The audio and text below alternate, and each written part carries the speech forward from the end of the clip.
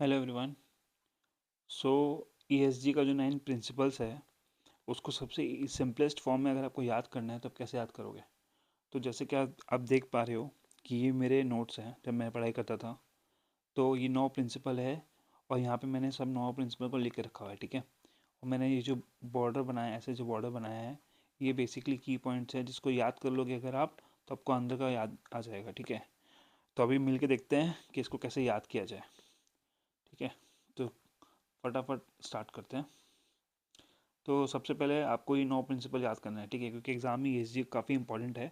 और इस बार एग्ज़ाम में चांसेस है जैन में कि 9 प्रिंसिपल में से ही एक प्रिंसिपल आएगा, ठीक है, क्योंकि बाकी बहुत टाइम से ये प्रिंसिपल टेस्टेड नहीं हुआ है।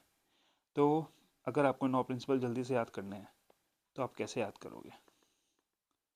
देखो, सबसे पहले हम क्या ध्यान रखते हैं, हमारे खाने पीने का। तो उसको बोलते हैं ईट। इससे हो गया एथिक्स, ट्रांसपेरेंसी, अकाउंटेबिलिटी। उसके बाद हम क्या करते हैं, safe and sustainable goods and services.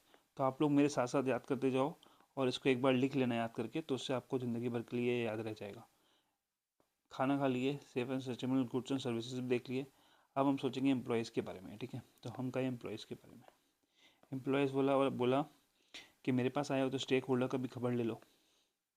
तो स्टेक होल्डर के पास गए। अब स्टेक होल्डर के पास गए तो ह्यूमन राइट्स वाले भी आ गए हमारे पास। अब देखो, ह्यूमन में 5 लेटर्स है, तो ये 5th प्रिंसिपल है, तो ऐसे याद रखना। तो ह्यूमन राइट्स वाले आ गए, ठीक है। अब ह्यूमन राइट्स के पास गए, तो ह्यूमन राइट्स वाले ने बोला क्या, थोड़ा बहुत चिंता एनवायरनमेंट का भी कर लो, खाली अपने लोगों का मत करो। अब एनवायरनमेंट के पास गए तो एनवायरनमेंट बोला आप तो बड़े आदमी हैं, आप तो हमें याद भी नहीं करते हैं, तो आपको तो इन्फ्लुएंस हो गया पब्लिक पे, ठीक है, इन्फ्लुएंस ऑन पब्लिक। उसके बाद इन्फ्लुएंस ऑन पब्लिक हो गया, उसके बाद हम देखेंगे किसको। और ये पॉइंट मुझे भी याद नहीं आ रहा, मैं बताता हूँ आपको, रुको। और लास्ट वाला पॉइंट है वैल्यू टू कंज्यूमर। कंज्यूमर हमारा, कस्टमर हमारा किंग है, तो हम उसको भी देखते हैं सबसे पहले, तो वो बहुत इंपॉर्टेंट है। अब influence on age influence on public है। इसके बाद देखो यहाँ मैंने लिख के रखा हुआ है, हाँ, इक्विटेबल डेवलपमेंट, इंक्लूसिव ग्रोथ। तो हम सबको साथ लेके चलते हैं, ठीक है। तो इसको हम बोलते हैं इक्विटेबल डेवलपमेंट। तो मैं आपको भी बताने मुझे आपको बताना था, इसलिए मैंने भी फटाफट ये पॉइंट याद किए। तो उसमें मैं 8 वाला भूल रहा था, तो मैंने लिख लिया ना, मैं नहीं भूलूंगा।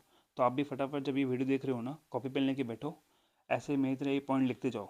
ये लिख लोगे, उसके बाद ये वीडियो को यहाँ पॉज कर देना, और ये मैं यहाँ पे अटैच कर रहा हूँ, तो इसका स्क्रीनशॉट ले लेना। ये एग्जैक्ट कीवर्ड्स मैंने लिखे हैं, एग्जैक्ट पॉइंट लिखे हैं जो ऐसे के मटेरियल में भी है।